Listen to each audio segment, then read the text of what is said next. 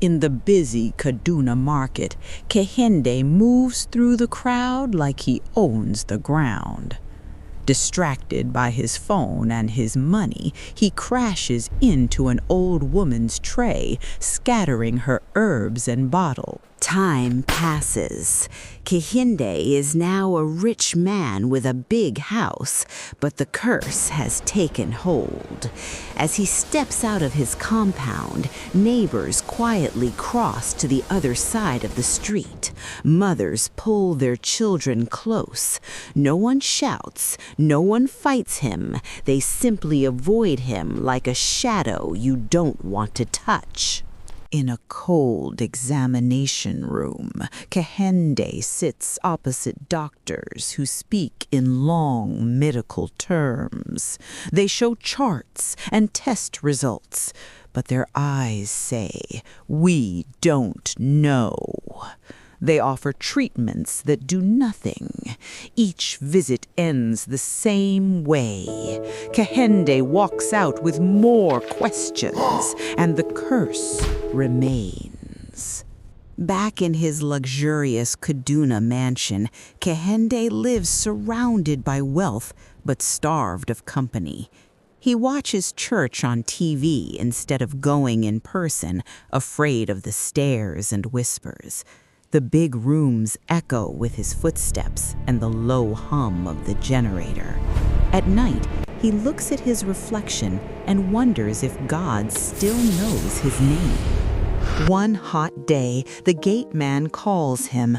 A young woman is sitting stubbornly by the gate. She won't leave.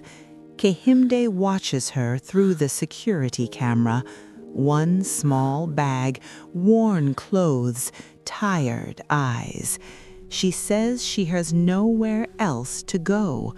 The rich man behind the walls must now decide if his heart is as closed as his gate. In a modest sitting room, Kehinde meets Ijoma properly. She flinches at his appearance but does not run. She explains that she is an orphan, pushed from place to place, now completely alone. She offers to clean, wash, and work for anything he can give. Despite his fear of being seen, Kehinde offers her a room in the staff quarters and a small salary. Dawn breaks, while the city yawns awake. Ijoma sweeps Kehinde's large compound. Her broom scratches rhythmically on the concrete. She hums an old hymn under her breath to keep her mind from drowning in memories. Kehinde listens from upstairs, surprised that the sound of a broom and a soft song can make his empty house feel less like a prison. In the kitchen, steam rises from a pot as Kehinde asks why she always sings. Ijoma admits that if she doesn't sing, she will think too much about her losses. Singing is her way of breathing. Standing there, Kehinde realizes that while his pain is written on his body, her pain hides behind a gentle voice.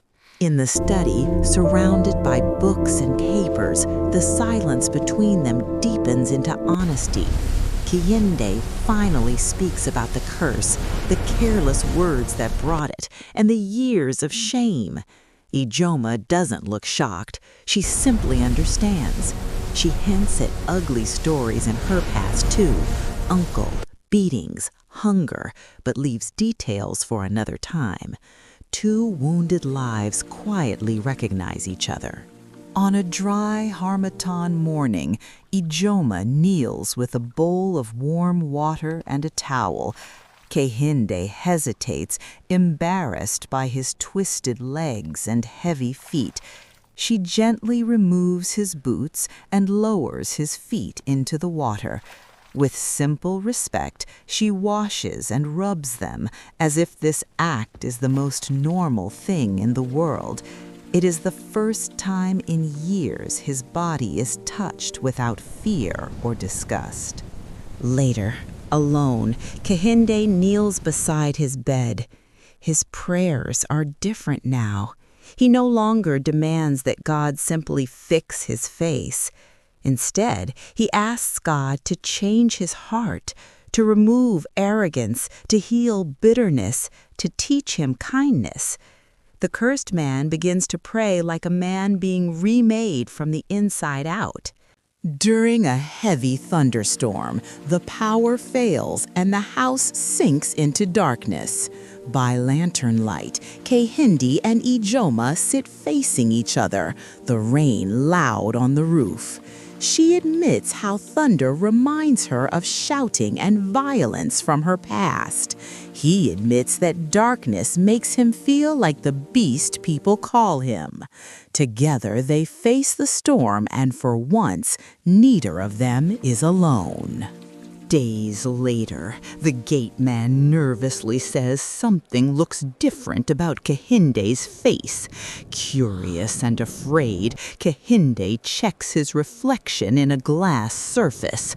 The changes are small but undeniable. Less hair sit. One afternoon, Kehinde finds Ijoma in her small room, fighting sleep over an old accounting book.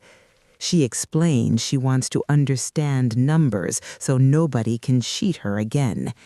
He quietly buys her new books and a small radio. With the radio playing in the background, she studies at night, building a future in tiny lines of ink. On the veranda, as the sun sets and they shell beans together, Kehinde says maybe he is meant to stay alone. Ijoma gently challenges him. She tells him that sometimes people hide fear behind holy language. Her words land deeply. Kehinde begins to see how he has been punishing himself long after God started healing him. Another evening, same veranda, the air thick with unspoken words. This time, Ijoma speaks directly. She tells Kehinde that she loves the man he has become, the one who apologizes, prays, and listens. She knows people will gossip, but they gossiped when she was homeless too. She would rather be judged beside someone she truly respects than praised in an unsafe life. Kehinde is promise to shaken. cherish you always. He confesses his And I own promise to feelings stand by and your his side. fear of misusing his power. Ijoma insists she is choosing with clear eyes, not from desperation. Together, they decide to trust God and each other. It is not a dramatic movie moment, no music, no audience, just two people choosing to walk into an uncertain future side by side. With this ring, I thee wed. With all my heart, You may now kiss the bride. I love you. Their wedding is small and simple. No convoys, no loud DJs, just a pastor, a few witnesses, and two people making vows. When the pastor tells him to kiss his bride, Kehinde gently kisses her forehead and lips. The man who once hid his face now stands openly with a wife at his side. Sometime later, in a modest clinic, a nurse smiles and tells them that Ijoma is pregnant. The word sits in the air like a miracle. The man once told no woman would marry him now has a child on the way.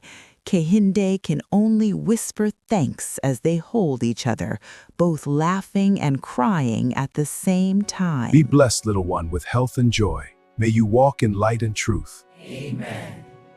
At home, with their newborn in their arms, they sit together in quiet awe. Kehinde thinks back to the curse, the loneliness, the day he opened his gate to a desperate girl. Now he sees clearly. It was love, God's love, flowing through simple kindness and shared faith that broke the curse. Their story becomes a living reminder that no human curse is stronger than God's mercy, and that love, expressed in small, faithful acts, can overcome any obstacle.